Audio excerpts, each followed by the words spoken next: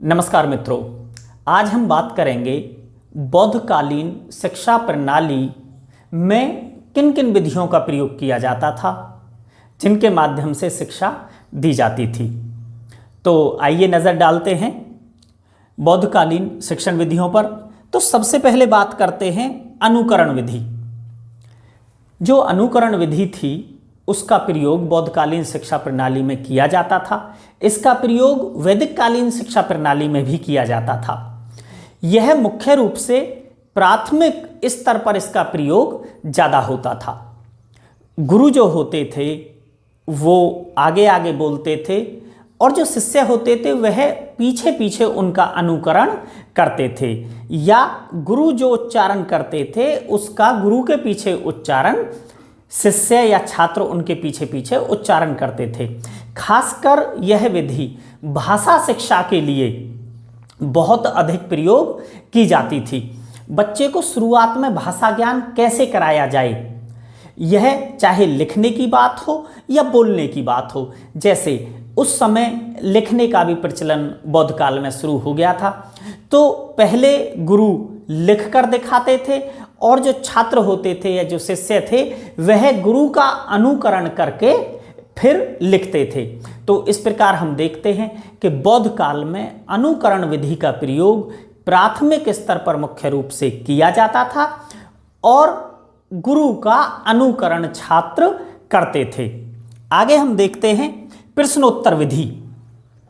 प्रश्नोत्तर विधि के अंतर्गत जो शिष्य होते थे वह अपनी शंका समाधान या समस्या समाधान के लिए गुरु से प्रश्न करते थे और गुरु उनका उत्तर देते थे। तो यहाँ दोनों बातें थी कि शिष्य गुरु से ज्ञान प्राप्त करने के लिए, अपनी शंका समाधान के लिए, अपनी समस्या समाधान के लिए प्रश्न करते थे और गुरु उनका उत्तर देते थे। लेकिन यहाँ ये ऐसी भी बात आती है कि जब गुरु अपने छात्रों का मूल्यांकन करना चाहते थे तो वह भी छात्रों से प्रश्न पूछते थे। तो इस प्रकार हम देखते हैं कि बौद्धकालीन शिक्षा में प्रश्नोत्तर विधि का बहुत ही अच्छे तरीके से प्रयोग किया जाता था।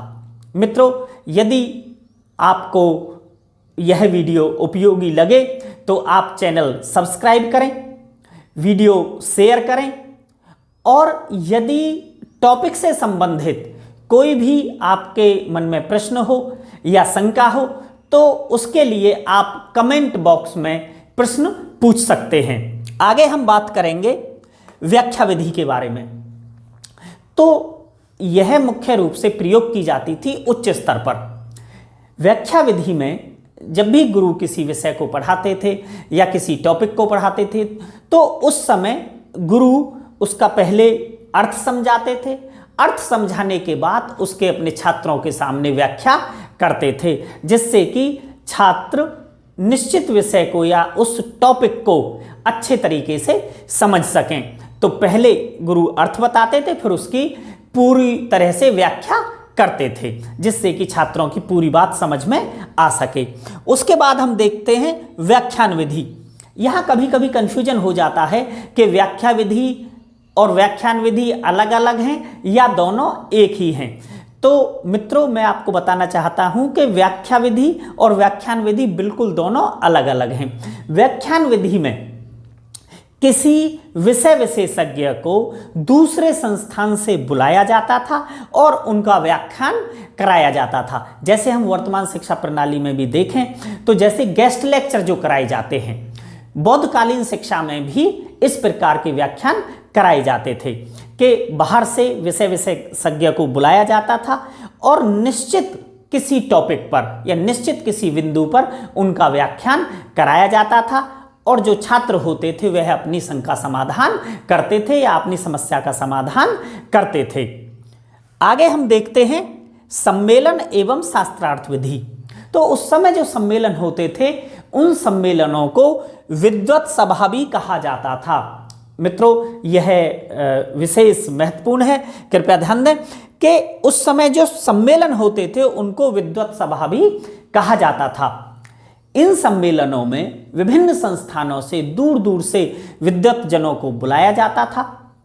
विद्वत जन आपस में शास्त्रार्थ करते थे। छात्र उनके शास्त्रार्थ को सुनते थे।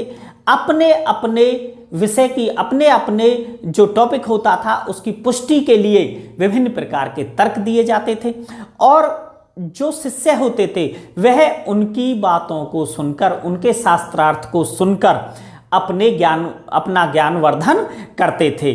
और अगर उनको कोई शंका या समस्या होती थी तो जो विद्वत जन आए हुए होते थे उनसे अपनी बात कहते थे या अपना प्रश्न पूछते थे और विद्वत जन उनके उन प्रश्नों का उत्तर देते थे, उनकी समस्याओं का समाधान करते थे। तो इस प्रकार हम देखते हैं कि सम्मेलन एवं शास्त्रार्थ विधि का भी पूरा प्रयोग उस समय बौद्ध काल में होता था, जो कि इन सम्मेलन को विद्वत सभा भी कहा जाता था। आगे हम देखते हैं प्रदर्शन एवं अभ्यास विधि।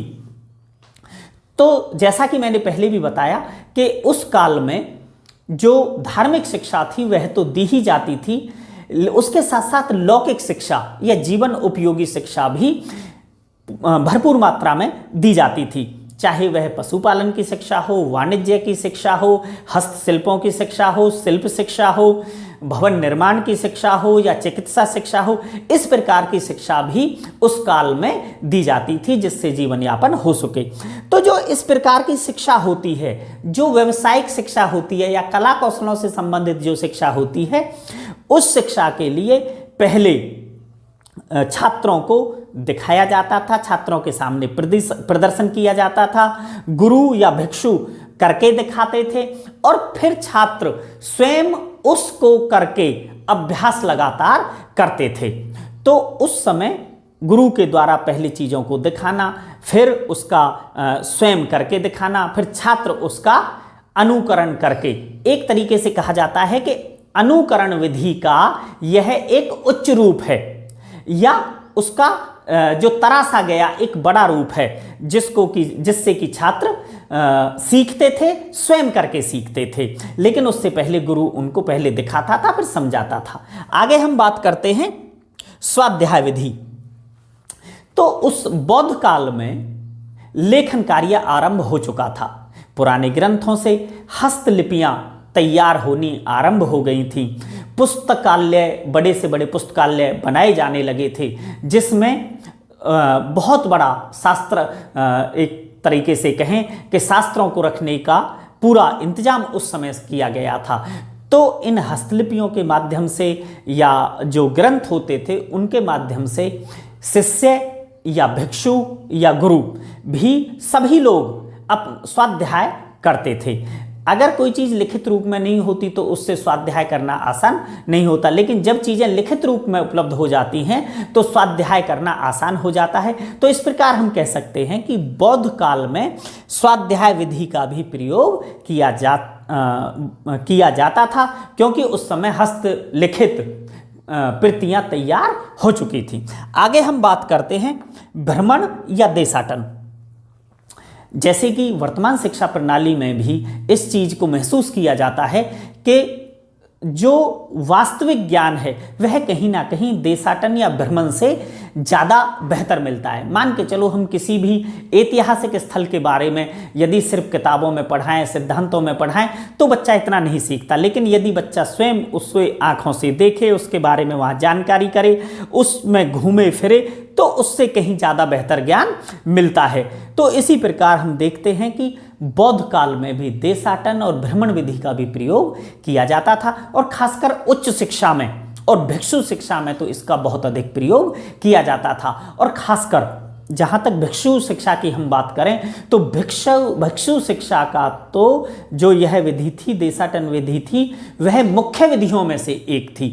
भिक्षुओं को ज़्यादातर भ्रमण के लिए भेजा जाता था। उनको सांसारिक दुख कौन कौन से हैं, उन दुखों को दूर कैसे किया जा सकता है, तो जब सामने वाले के दुख का पता करना है तो हमें उसके पास जाना होगा, उससे बात करनी होगी, हमें विभिन्न क्षेत्रों में जाना होगा जिससे कि हमें विभिन्न क्षेत्रों का ज्ञान हो सके। तो यहाँ हम कह सकते हैं कि बौद्ध काल में भ्रमण या देशाटन विधि सांसारिक दुखों का ज्ञान करने के लिए, करुणा भाव पैदा करने के लिए और ज़्यादा से ज़्यादा सामाजिक ज्ञान प्राप्त करने के लिए भी इस विधि का प्रयोग होता था और मुख्य रूप से उच्च शिक्षा में और भिक्षु शिक्षा में इसका प्रयोग अधिक से अधिक होता था। आगे हम बात करते हैं वाद विवाद एवं तर्क विधि। यह बहुत ही महत्वपूर्ण है। जिन भी विषयों पर जो भी विवादास्पद विषय होते थे उनको वाद विवाद विधि या तर्क विधि के माध्यम से उनका शंका समाधान किया जाता था।